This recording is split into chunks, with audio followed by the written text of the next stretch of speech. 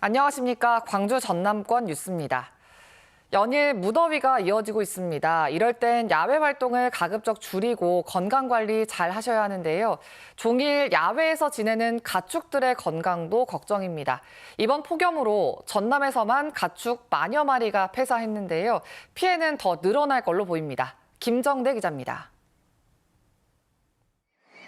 오리 8,000마리를 키우는 무안의 한 농가입니다.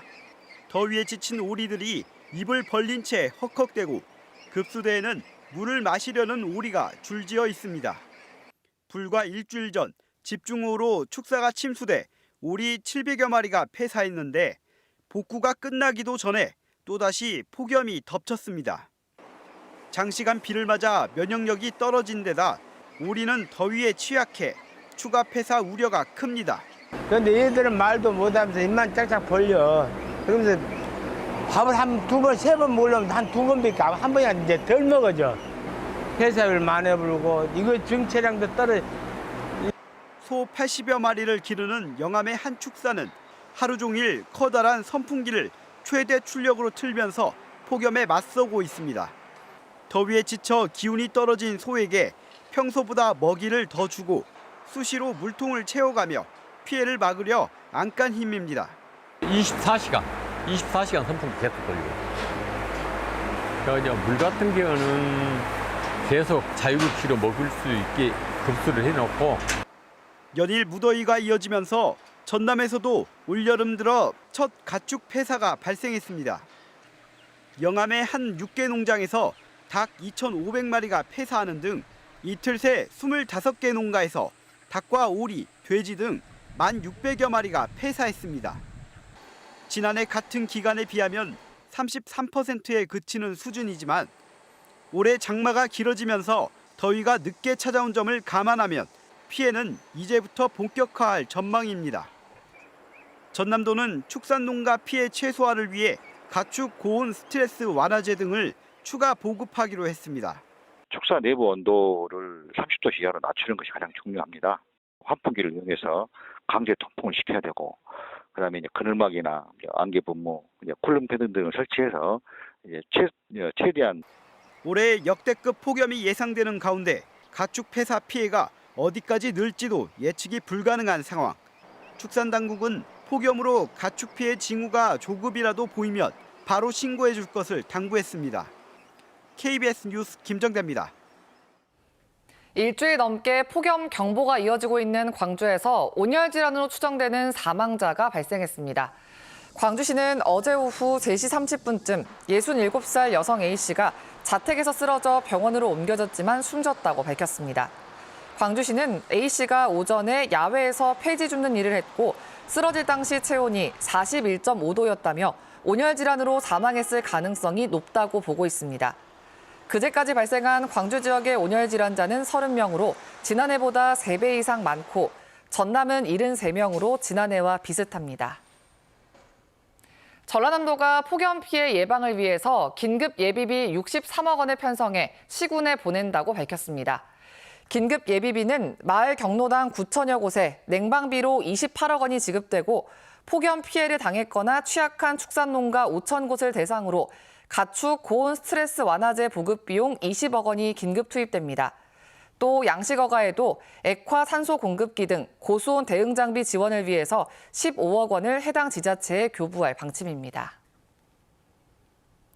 최근 내린 많은 비로 광주 충장로에 있는 오래된 건물들이 무너졌습니다. 한때 광주 지역 중심 상권이었지만 이제 오래된 빈 건물들이 많아지면서 관리가 제대로 안 되고 있는 건데요. 주민들의 안전까지 위협받고 있습니다. 손민주 기자가 취재했습니다. 3층짜리 건물이 폭삭 주저앉았습니다. 장마철 집중호우로 집안이 약해져 무너져 내린 겁니다. 다닥다닥 붙어있는 건물 사이로 주택 한 채가 금방이라도 무너질 듯 기울어져 있습니다. 인근 주민들은 불안합니다. 태풍이나 또 이번과 같이 장마가 온다고 하면은 무너질 수 있고 또 그 집만 무너지면 괜찮은데 옆 가게까지 또 피해를 입을 수도 있고. 지난달 말 구도시민 광주 충장동에서 나흘 간격으로 건물 2동이 무너졌는데 모두 40년 이상 된 노후 건물이었습니다. 붕괴 현장을 다시 찾았습니다. 무너진 건물 잔해는 모두 치워졌지만 주변 건물들도 건물 외벽에 금이 가는 등 위태로워 보이긴 마찬가지입니다. 충장로 상가거리 뒤편으로 와봤습니다. 멀쩡했던 앞모습과 달리 곳곳이 금이 가고 부서져 있는 걸 보실 수 있습니다. 한때 광주 상권의 중심이었던 충장동에는 지은 지 30년이 넘은 건물이 200여 동이 넘습니다. 상권 위축으로 공실이 늘면서 방치된 취약 건축물도 늘고 있는데 문제는 관리가 안 되고 있다는 점입니다. 빈집이나 공사가 중단된 방치 건축물과 달리 상가 건물을 관리할 관련법이 없기 때문입니다. 더욱이 규모가 작은 중소형 상가는 정기점검 대상에도 빠져 있습니다. 이번 계기로 인해서 소규모 점포 이러한 부분 조례로 한번 연구를 좀 해볼 겁니다. 시에서라든가 지자체 판단을 해서 이러한 부분도 시민이 안전해야 되지 않습니까? 도심의 노후 상가 건물을 관리하기 위한 안전 점검과 개선책 마련이 시급합니다. KBS 뉴스 손민주입니다. 전기차를 타기 전 고민되는 부분 중 하나가 충전 시설일 텐데요.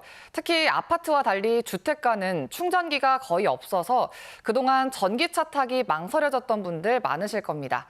이번에 광주에도 주택가 주변 전봇대를 이용한 충전 시설이 생겼다고 하는데요. 양창희 기자가 취재했습니다. 전기차 차주들의 가장 큰 고민은 단연 충전.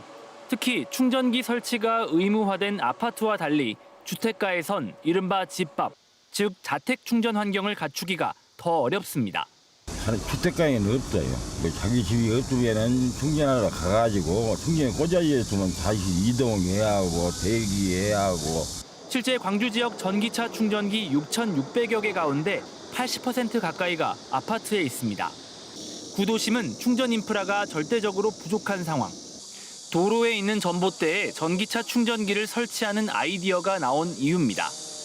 전봇대는 우선 전력 공급이 쉽고 길거리 주차장을 충전 장소로 쓸 수 있어 도로 공간을 차지하지도 않습니다.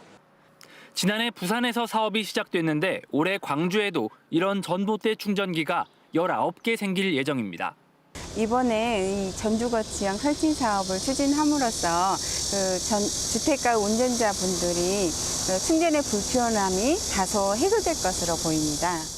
다만 전봇대가 설치된 길거리 공영주차장 자리 일부를 전기차 충전 전용으로 만들면 주차 면수가 줄어들어 주차난이 가중될 우려도 있다는 점은 해결해야 할 과제입니다. 광주시는 전봇대 충전기 외에도 관공서와 공영주차장을 중심으로 구도심의 전기차 충전 인프라를 늘려갈 계획입니다. KBS 뉴스 양창입니다. 공무원 노조 광주 지역 본부가 강기정 광주시장의 유럽 출장을 비판하고 나섰습니다. 전국 공무원 노동조합 광주 지역 본부는 논평을 내고 강기정 시장이 조속히 귀국할 것을 요청한 노동시민단체 목소리를 외면하고 기어이 10박 12일의 일정을 소화했다고 평가했습니다. 공무원 노조는 수많은 공무원들이 밤새 폭우와 홍수 상황에 맞춰 시민의 생명과 재산을 지킬 때 광주시장은 어디에 있었는가라고 물었습니다. 또 강 시장이 출장 간 사이 광주 제1시립요양정신병원 파업 사태가 더 악화됐다며 강 시장이 광주 시민들에게 진심 어린 사과를 해야 한다고 주장했습니다. 8개 동을 전면 철거하기로 했다가 철거 대상을 8개 동 지상 주거 부문으로 한정해 입주 예정자들의 반발을 산 광주 화정 아이파크 시공사 현대산업개발이 해체 범위를 지상층 전체로 확대하기로 했습니다. 현대산업개발은 어제 저녁 7시 광주 서구 화정 아이파크 공사 현장 사무실에서 입주 예정자들과 만나 논의한 결과 상가와 근린시설이 들어설 8개 동의 1층부터 3층을 해체하기로 했다고 밝혔습니다. 한편 현대산업개발은 당초 계획대로 철거 사전 작업이 마무리된 101동 옥상층부터 해체 작업을 진행하고 있습니다.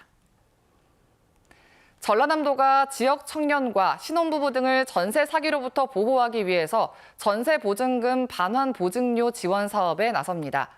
지원 규모는 모두 6억 원으로 지원 대상은 올해 1월 이후 전세보증금 반환보증보험에 가입한 무주택 청년이며 보증료는 전체 전세금의 0.1%에서 0.2% 수준으로 최대 30만 원이 지원됩니다. 다만 민간 임대주택에 관한 특별법상 등록 임대사업자의 임대주택에 거주하는 임차인이거나 법인은 지원 대상에서 제외됩니다. 순천시 해룡면 일부 주민들이 새 폐기물 처리시설 입지 후보지로 연향들이 선정돼 반발하고 있는 가운데 순천시가 입지 후보지 타당성 조사 결과를 시민에게 공개합니다. 순천시는 이번 달 중순쯤 입지선정위원회가 진행한 폐기물 처리시설 입지 후보지 타당성 조사 과정과 결과 개요를 관보와 시청 홈페이지 등에 공고할 예정이라고 밝혔습니다. 순천시는 주민 열람과 의견 제출 등이 이루어지면 다음 달 말이나 10월 초순에 주민 설명회도 열 방침입니다.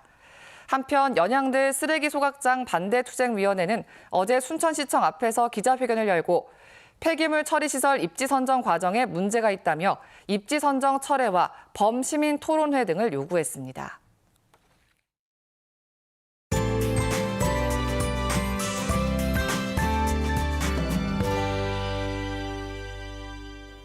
이번 주말까지 전남 해안 지역에 가신다면 조심하셔야겠습니다. 해수면의 높이가 높은 기간인데요. 특히 만조 시간대에 높은 물결이 해안으로 밀려 들어올 수 있습니다. 밤부터 새벽 사이에는 폭풍 해일과 함께 완도, 명사십리 등 서부 남해안 지역은 이한류가 발생할 수도 있겠습니다. 오늘도 무더위가 계속되겠습니다. 광주에는 일주일이 넘도록 폭염경보가 발효 중인데요. 오늘도 낮 기온 36도, 순천 34도, 목포 35도 등으로 매우 덥겠습니다. 많은 지역에서 열대야도 나타나고 있는 만큼 더위에 건강 조심하셔야겠습니다. 일부 지역은 소나기가 내리겠습니다. 돌풍과 천둥, 번개가 동반되겠고요. 오늘은 광주와 전남 북부 지역에, 내일은 광주, 전남 지역에 각각 5에서 60mm가 예상됩니다. 내일은 일부 내륙 지역에 80mm 이상의 많은 비가 갑작스레 내릴 수도 있겠습니다. 지역별 기온입니다. 아침 기온 어제와 비슷하거나 1, 2도가량 높고요. 낮 최고 기온은 영광과 나주 35도로 매우 덥겠습니다. 여수와 고흥의 낮 최고 기온 34도까지 오르겠습니다.